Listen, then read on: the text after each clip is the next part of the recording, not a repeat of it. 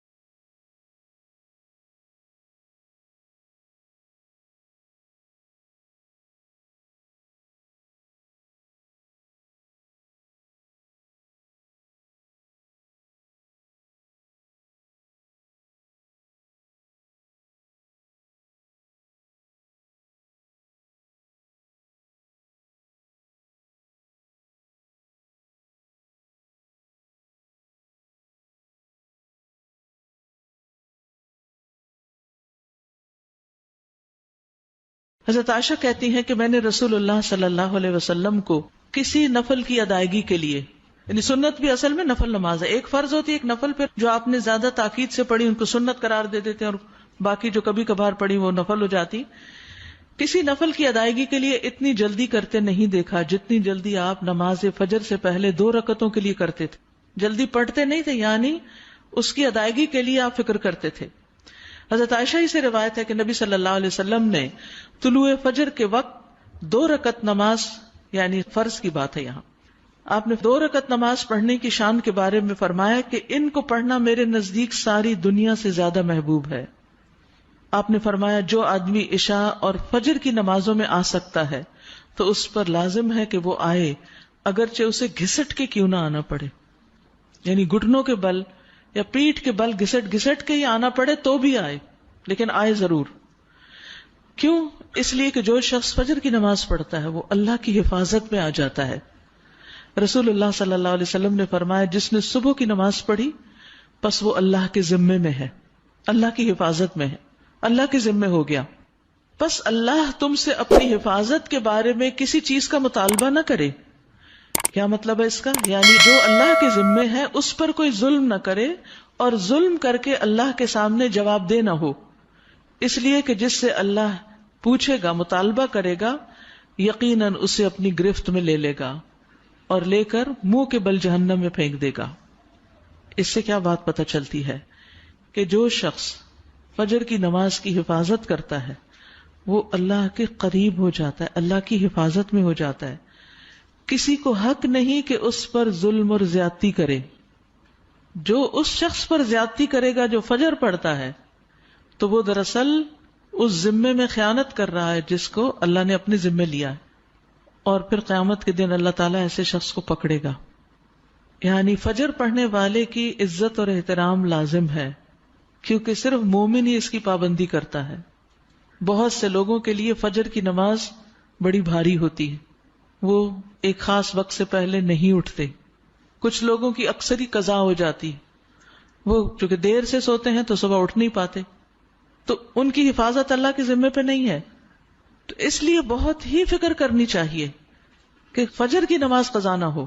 یعنی کوئی باقی کر لیں، نہیں، کیونکہ باقی تو پھر ہم جاگ ہی رہے ہوتے ہیں نا، تو اذان بھی سنائی دے دیتی ہے اور وقت بھی پتہ چل رہا ہوتا ہے، اور دوسروں کو بھی ہم دیکھتے ہیں پڑھ رہے ہیں تو پڑھ ہی لیتے ہیں. لیکن فجر کی چونکہ ایک ذمہ داری ہوتی ہے اٹھنے کی بھی، اور پھر وقت پر اٹھنے کی، اور پھر مسجد میں جانے کی، تو اس لحاظ سے اس کی حفاظت بہت ضروری ہے. اور فجر پڑھنے والا شام تک اللہ کی حفاظت میں ہوتا ہے. اس میں ایک واقعہ بھی آتا ہے احادیث کی کتابوں میں. آمش کہتے ہیں کہ سالم بن عبداللہ بن عمر، ابن عمر کے کیا لگے بیٹے اور حضرت عمر کے پوتے، یہ حجاج کے پاس بیٹھے ہوئے تھے. حجاج کے بارے میں سب جانتے ہیں کہ بہت ظلم کرتا تھا. تو حجاج نے ان سے کہا اٹھو اور فلاں آدمی کی گردن مار دو. تو سالم نے تلوار اٹھا لی کیونکہ اس کا حکم تھا مارنے کا، اور اس آدمی کو پکڑا اور محل کے دروازے کی طرف چل پڑا. تو ان کے والد ابن عمر نے ان کو دیکھ لیا جب وہ اس آدمی کو باہر لے کے جا رہے تھے. تو انہوں نے کہا کہ کیا یہ واقعی ایسا کرنے جا رہا ہے؟ انہوں نے 2-3 بار یہ بات دہرائی. پھر باہر لا کر سالم نے اس سے پوچھا کیا تم نے فجر کی نماز پڑھی ہے؟ یعنی جس کو مارنے کا حکم تھا، کہا تم نے فجر کی نماز پڑھی ہے؟ اس نے کہا ہاں. سالم نے کہا پھر تم جس راستے سے جانا چاہتے ہو چلے جاؤ. اور وہ واپس آئے اور تلوار پھینک دی. حجاج نے ان سے پوچھا کیا تم نے اس کی گردن اڑا دی؟ انہوں نے جواب دیا نہیں. حجاج نے پوچھا کیوں؟